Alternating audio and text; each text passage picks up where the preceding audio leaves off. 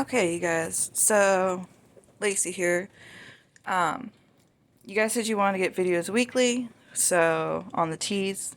So, depending on how often I can get the herbs, since my current Mystic shop is still closed due to the COVID, I will try and do it as regularly as I can. And some weeks it may happen on Wednesdays because of work. So I took the list that you guys gave me in the comments when I asked what kinds of uses or kinds of teas for specific things you wanted. And honestly, I'm just going to go through that list for the first few weeks because, I mean, I may as well do all of them, right? Um, the so the list you guys gave me. I'm going to start off with the anxiety one, mostly because that's the one I found the most information on the easiest. Between the internet and asking one of my best friends who's a Green Witch. So I looked up the anxiety, and one of the easiest and I guess has the least amount of people saying it's dangerous for you because apparently some things we may have known of are really bad. So I found a lemon balm tea, and lemon balm is in the mint family. It smells really good. It smells just like kind of like lemon and mint a little bit from the leaves. My cat keeps trying to eat it, so it must be good. I actually got the plant in that I ordered first before the actual ground stuff, so we're going to use fresh lemon balm in this one today. You can use either the leaves like you would off a mint plant, or I ordered some dried leaves that have already been ground, so that you don't have to use one of these.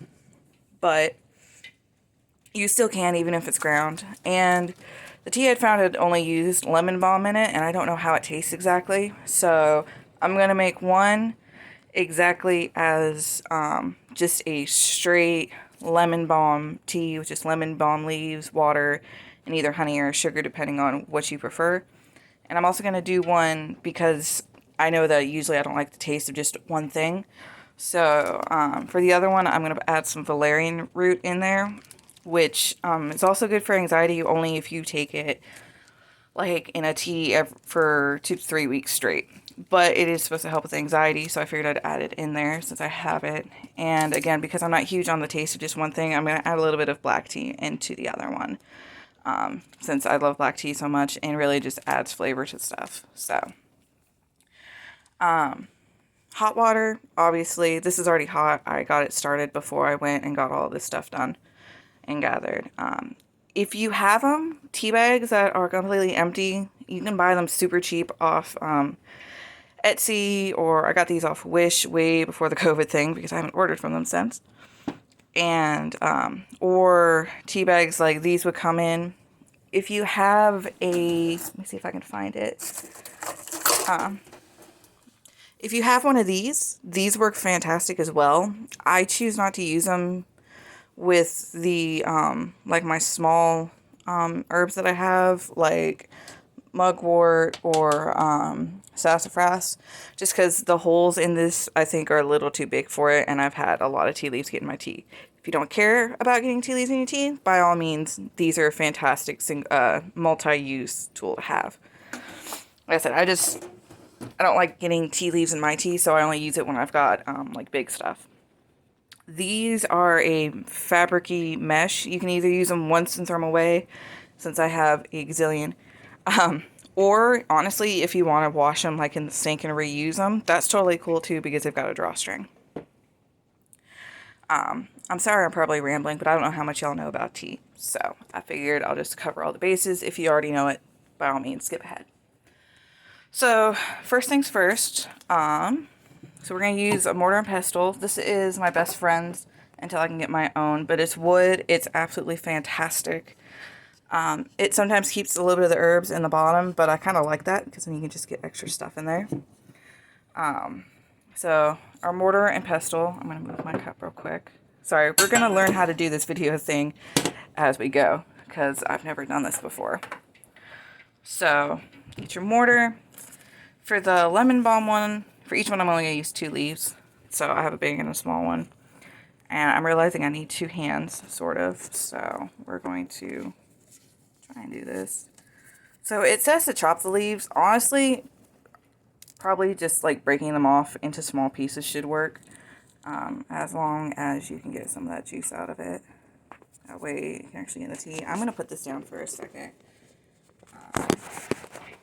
Hopefully y'all can actually see something. So I apologize for how I look. I don't look fantastic. It's my day off, and I work 7 to 8 days a week, so if I don't have to look like I'm going out into public, so be it.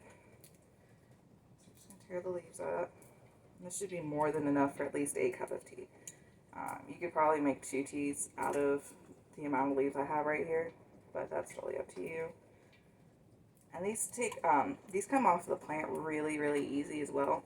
It's just like mint, which I think is fantastic, and mint is definitely something I'm going to get again because I haven't had it in years.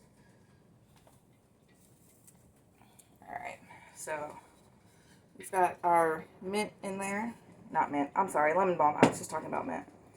So really, it says that you can just put it in the tea bag and steep it that way. I'm going to crush it a little bit just so that the juices are coming out of the leaves a little bit. Which might get into it, but that's fine. It's so old. And with these, since I'm only using these, just the lemon balm leaf, I'm not going to worry about crushing them too much. And then these open up really, really easy. And like I said, they're drawstrings, so you can totally use them again.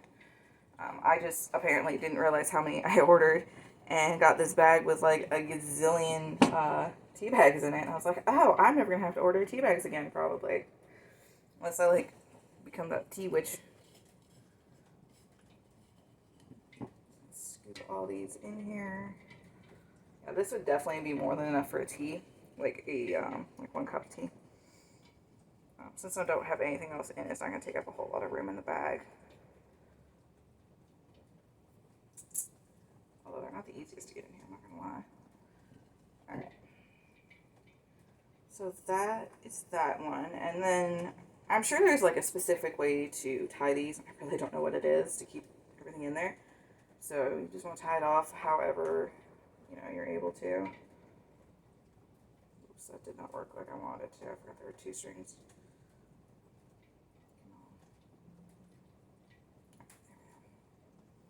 I like tying them kind of tight, that way no leaves actually come out. Which have to work for now. And there we go. So that's just the tea that I found the one recipe for. So the other one I was going to make, I'm going to use the same thing as the lemon balm teas.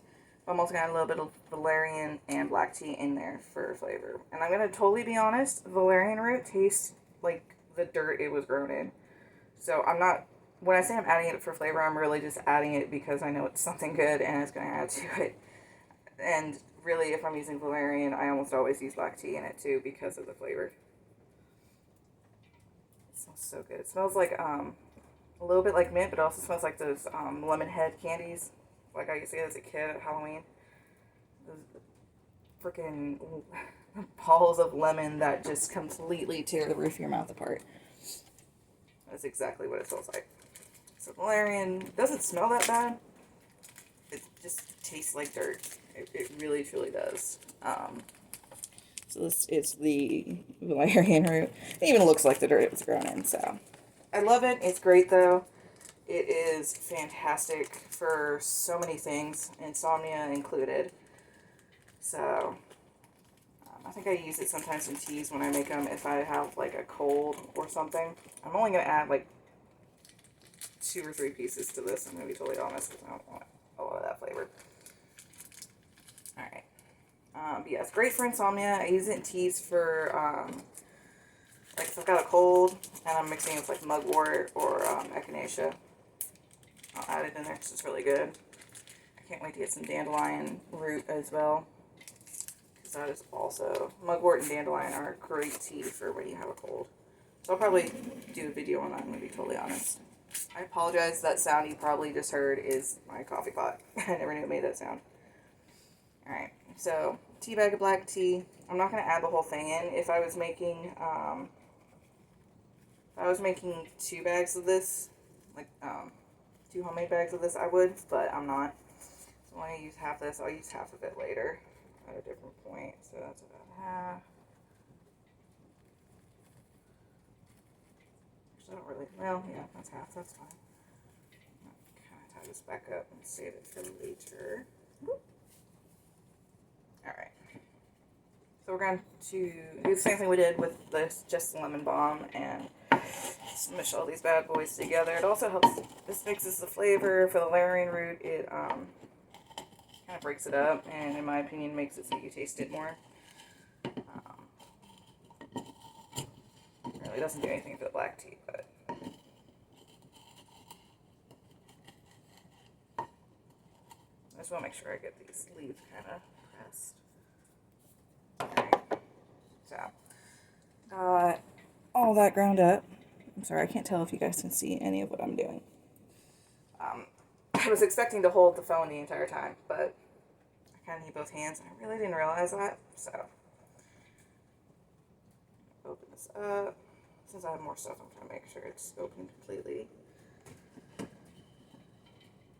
Scoop all this in there. I'm not going to get all the black tea, I can already tell you that, so don't worry about getting every single little thing out of your pestle or mortar.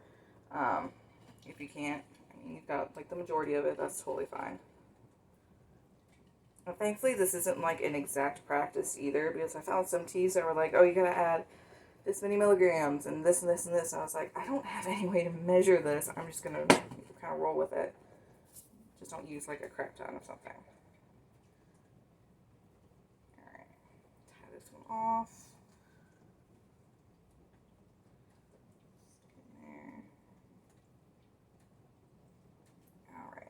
So this is the one with the black tea and the valerian root. I'm going to grab another cup, and I'm going to let both these steep so you can see the difference in like color and see how strong it's strong and stuff of that nature. If I get these in here, I will actually be able to hold the phone again. So I'm just going to plop those in there. Alright, and then I've got my hot tea up here. I've already let it bubble and boil and stuff. This is the one that's just lemon balm. So that's going to be a really, really light tea. You can already tell. It's going to look like chamomile, I think. This one's going to look more like black tea, but probably a little bit lighter. Yeah, there's the black tea already and some of the valerian.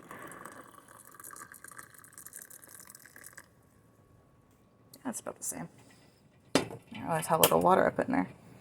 So for this one, the lady said to let it seep for 10 to 15 minutes. That's probably if you want it to be either really strong or, you know, it probably depends on how much of the tea leaves you put in there. I don't usually let my tea sit that long. I'm not huge on really, really, really strong tea. I also don't like really weak tea, but usually between, say, like 5-6 minutes, I'll let it seep. So yeah. If you add anything else to it, it's going to make it really dark. This isn't as dark as this tea gets, the black tea bit. So, yeah, this one's looking like chamomile. That's interesting. Yeah, lemon balm has a lot of uses, anxiety being one of them. It's also a good antiviral. I had read that lemon balm also helps with like cold sores and such. If you make a type of like a balm or a, my cats are getting into stuff. Like a balm or salve, however you pronounce it. I'm sorry, my cats are attempting to tear the living room apart. But if you make it salve or something and you put it on there for a few minutes and whatnot and clean it off, it's a good antiviral. So I'm going to let these sit. I think it's been about 2 minutes. I'm going to clean up a little bit. So, for the most part, when you're making a tea for something like anxiety, you're going to need to take it pretty regularly for a couple of weeks before it really, really, really helps. Kind of like if you were taking medication for it. Like I take a medication for my fibromyalgia, and it kind of helped the first day, but I really didn't notice the effects for at least 5 or 6 days. It's going to be the same thing with the teas. It'll help a little bit, like if you drink it just when you need it. If you want it to be a continuous thing and help control it, you're going to have to, you know, use it like you would a medication and take it for at least 5 days to a week and a half before you notice that, you know, it's helping a lot. Oh crap, I don't have a spoon. Well, I forgot about that. So, don't mind me. When in doubt, use a butter knife. Oh yeah, that got darker. So yeah, if you like really, really light tea, this is definitely going to be one that you'll probably really like. All it is the lemon balm leaves. It makes it really light, like chamomile. It's a little bit lighter than chamomile. If you want to like squeeze the leaves out, that's what I'm doing. I like doing that with tea. Get everything out of that bag. This one, I don't think it's going to get much darker. You can definitely see like the valerian root in the bottom. Those little dark places. I swear. You can definitely make this without the black tea in it. And just like the lemon balm and the valerian root. If you like the taste of it, please let me know. Because everyone I've ever talked to has said it tastes like dirt. My green witch friend who I've been going to for help for, learning how to do teas and different herbs and what they're good for. The first thing she said is valerian root tastes like crap. Not gonna lie, mugwort doesn't taste that great either. Alright, so I think we're good on letting these seep. Whoops. So whenever I looked up this tea, it said to use raw honey as a sweetener. I don't have any raw honey. I also don't have any honey, period.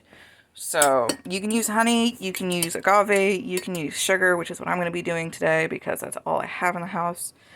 You can use nothing if you prefer not to have a sweetener in your tea. Whatever you have available. I mean, that's what all this is about, right? Alright, so I want y'all to see how much sugar I put in my teas. I really don't put that much, but I like my drink sweet. Alright, so that's how you make it.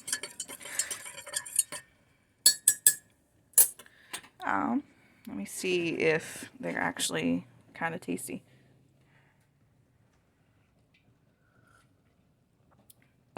That's actually really, really good. It definitely tastes like lemon, but it also tastes like mint. And I'm really loving that a lot because it's been a long time since I've had mint, like hot mint tea. So definitely, and I didn't put that much sugar in it. I put way less than I normally do, and I would totally drink it like that. Just lemon balm leaves, and that's it. That's really good.